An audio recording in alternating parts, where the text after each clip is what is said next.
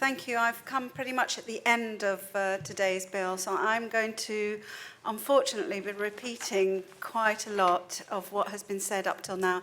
So please, I do apologise for that, but I'll keep it brief over the bits that I know we've covered already. So, as Iran said, my name is Lubna Naktari. I'm a co-founder and director of Independent Yemen Group. We got together about 3 years ago during the Arab Spring. I'm also director of the Dolls for Child Bride project, which, if I have a chance later on, I might just talk briefly about with you. And I'd like to start by thanking LilYemen for putting this event together. I think there is under-attention of child marriage as it exists within the Yemeni communities, both in Yemen and here in the UK. And my area of focus has been mostly on how it affects communities here in the UK. And I'm very grateful for not having to stage this event myself, so thank you for that.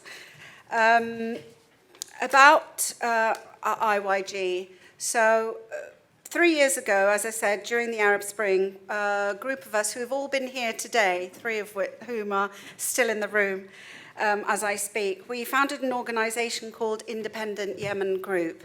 And our strapline was campaigning for a better Yemen, where justice, fairness and freedom are fundamental human rights. So after our initial setup and pieces of work, we started researching into projects that could benefit from our attention, and it was pretty immediate that the issue of education stood out. And it's obvious that education should feature very high on our agenda, as the rates of illiteracy are amongst the highest in the world, and certainly they are the highest in the Arab world. I'll just give you some very brief statistics on literacy in Yemen. Youth literacy stands at 93% for men, which is pretty good. That's the 15 to 24-year-old set, but only 67% for women. When you go into the adult group, the rates are lower. There's a clear gender gap.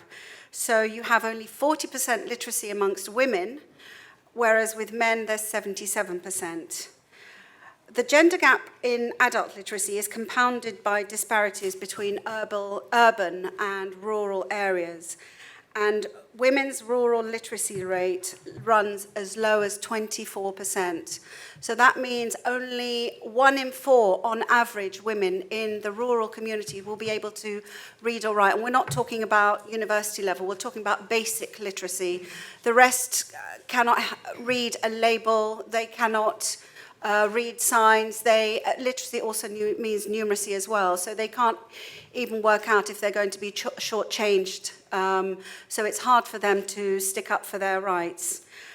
So the issue of gender disparity is quite a significant one in Yemen. And according to the World Economic Forum's Global Gender Gap Report for 2013, so this is the latest one that's come out, Yemen ranks overall as bottom of the list of 136 countries.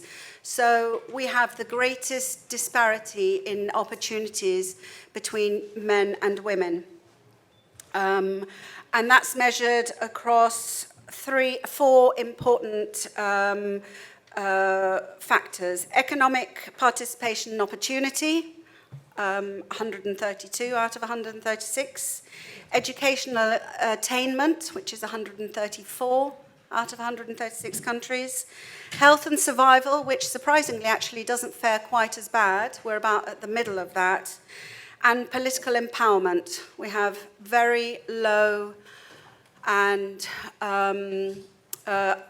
unvocal, or a voice that doesn't reach the majorities through political mechanisms. Generally, statistics in Yemen related to women, approximately 75% of the population lives in scattered rural areas. Roads are bad, health and education provisions are poor. There's no electricity nor running water in many villages, and women tend to labour for the family and are paid nothing for their efforts. there is a big link between poverty and illiteracy, because without money, women are powerless and poor, and without education and money, women are completely trapped. Poverty has a huge role to play in the issue of child marriage. For very poor families, especially where there are debts, the earlier families marry off their daughters, the more likely they are to secure a good and lucrative match for her. And as there is a legislative vacuum as far as marriage is concerned, girls are the innocent players who are most often exploited. Family honor. A family's honor is considered to be held quite often by the behavior of their daughters. Therefore, families find it quite hard to deal with girls who are going through puberty. And pubescent daughters are often seen as a bit of a burden, really. They're very worried that they're going to go off the rail. So the quicker a family can marry off its daughters, the quicker the family's honor can be secured and the mother praised for her righteous daughter. So there is a lack of understanding, I feel, in how puberty affects a child and how families tend to panic. So their way of dealing with it is just quickly, let's marry them off. The role of tradition and religion. There is a belief that because marrying girls early is a tradition, it's also part of Islamic practice.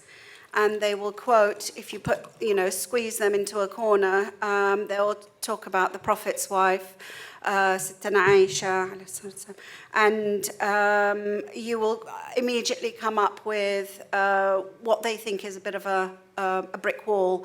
But I've never yet had anyone compare the Prophet's life and his wife with his marriage with Sittana Khadija, who was his first wife, his greatest love, who was the first lady to become a Muslim. She was a businesswoman in her own right. She asked to marry the Prophet, not the other way around. She was the rich one, not vice versa, and she was 15 years older than him. So why they don't choose to use that as a way of providing an example for us? Well, we'll get on to that. So, honor and religion. These are two big social factors. These last 2 points alone are probably the most compelling issues, leaving aside poverty, that allow children to be married at a relatively early age. Family honor and religious interpretation. This crosses all boundaries of rural versus urban and rich versus poor. So, what happens when women leave this environment and move to a country like England, this transition to Europe? You'd think that they'd leap at every opportunity that came their way. But of course, very often they can't. People will cling on to their traditions when they face an alien environment. And this is one of their traditions. They fear for their children straying. And there are other, apart from wanting to cling on to their traditions, women also face obstacles that are pretty immovable, such as family obligations, looking after children, and the other thing is living within a tight-knit community which retains all the values that they've brought along with them. It can be very difficult to break out from that kind of environment. So this leads to isolation. So because of their isolation within the home and their community, they gain no new language skills, or very, very small amount of language added to what they came with. They gain no confidence and have none to go out by themselves. They rely on family members to help them with everything, and they have to accept everything they're told and because they cannot verify anything by themselves. We have to remember that this set of women, many of them will have come from a rural environment, and only 1 in 4 women in that area can read or write. Therefore, the majority who have come over as spouses are themselves either illiterate or they only have elementary literacy skills. I went to a class about 2 months ago with about 15 women in it, aged 30 and above, but most of them aged over 40. They were all trying to learn to read and write Arabic, let alone English.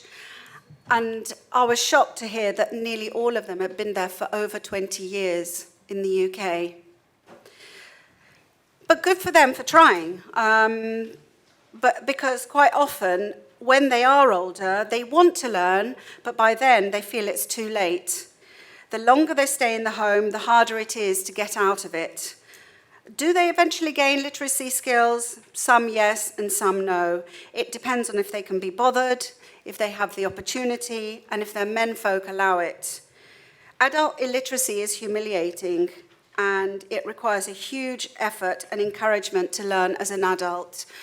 And there are some schemes which are excellent. In fact, I volunteer for an organisation called LilYemen, which is Learn English at Home. It's based in Kingston, Richmond, and some parts of Merton as well, where you are a tutor attached to a family where they can't get out easily, usually mothers with young children, they can't get about. So the tutor goes to their home, and that sort of outreach work is, I think, very important and would be extremely useful in an environment such as those that I've witnessed in Liverpool, Sheffield, Birmingham, and some parts, smaller parts of London. And I've met those people because I've gone around the UK meeting some of the female members of the Yemeni communities, asking questions about their attitudes towards early marriage, wider community involvement, asking them what skills they've gained in the UK and can transfer back to people at home.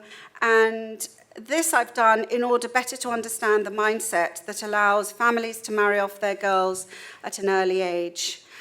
And to my dismay, I found that they are still sending back girls to Yemen to marry early.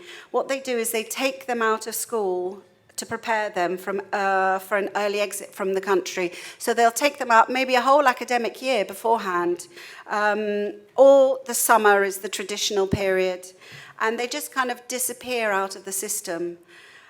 Sometimes it's not the mother. Sometimes you've got rather feisty young men, the brothers, who don't let their sisters go to school. They kind of exert this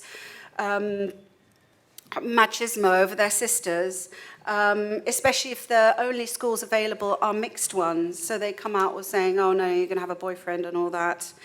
And then you have some loving mums who think that if their daughters aren't especially clever or academic, they should be prepared for marriage because that's all they're good for. And there is this worry about making a mistake. It's a euphemism for يغلطوا, they make a mistake, they're going to have a boyfriend. So, and they often make me laugh, but I have to sort of, they do make me laugh because it reminds me of my mother. I don't know if my brother remembers that. She used to say they never let girls, this is back in Aden years ago, they didn't let the girls go to school in case they learnt to read and write and wrote love letters to their boyfriends. So, parents quite often don't give children much support for their schooling. And this is either because they chew qat quite a lot and they aren't free for them, or they can't understand their kids' work. Fathers have a hands-off approach to their children's schooling, and therefore they don't help their sons move on academically. And they don't encourage non-academic children to seek other technical specialisms, and they quite often use demeaning and discouraging language about them in their presence. So the whole environment is not really very encouraging. Not everybody's going to be a brain surgeon, but you've got people who might be, they could be in catering, they could do hands-on work, and that is something that you need to study for, and there are so many opportunities for that. Many parents have a basic lack of understanding of the education system because they haven't been through any system themselves. And there doesn't seem to be a concerted effort within the Yemeni community to address this. I don't mean to insult anyone, but I just feel that overall it's not really considered a major issue. You compare that with the amount of WhatsApp space that I get through responding to requests for me to sign petitions against the Qat ban. And it is extraordinary, but I've never once read anything that says, hey, let's get a comprehensive set of parenting skills classes for men and women of Yemeni origin. I think if I went to a YCC committee meeting and told them that, they would laugh me out of the room. Women have quite a basic lack of understanding of the extent of harm that's inflicted by child marriage on maternal health, child health, and social prosperity. I asked the women that I interviewed if they agreed with some of the universally recognized facts. These are facts that have been produced by the International Centre for Research on Women, very respected NGO. And these are facts about the effects of early marriage on maternal health. And I was surprised that they didn't agree on any of the points, but for one, nearly all of them agreed that child brides are pulled out of school and denied further education, and this was really something they could relate to. It's clear that the majority of Yemeni women who marry at a young age and have little or no education struggle for the rest of their lives wherever they are. Unless considerable effort is made to redress this, they will remain a group living on the fringes of society. Yemeni women need to understand that ECFM is not a phenomenon particular to Yemen, that it exists in many parts of the world. It is not an exclusively Muslim practice. It is about power, that it is not a solution to poverty, but a cause, that it is a tradition that can be changed, that they can retain their rural way of life, but with women and girls at the heart of the communities as valued members and leaders. That in the span of a generation, the lives of the women they have left behind, that have come after them in their hometowns, can be transformed hugely for the good. And they need to also understand that Yemeni women who have the benefit of living in relative luxury and freedom in the UK have to speak out and act on behalf of those they've left behind, at the mercy of menfolk who use them as unpaid servants and trade in them without consciences. And I feel it's incumbent on the diaspora to support efforts to address this. Thank you very much.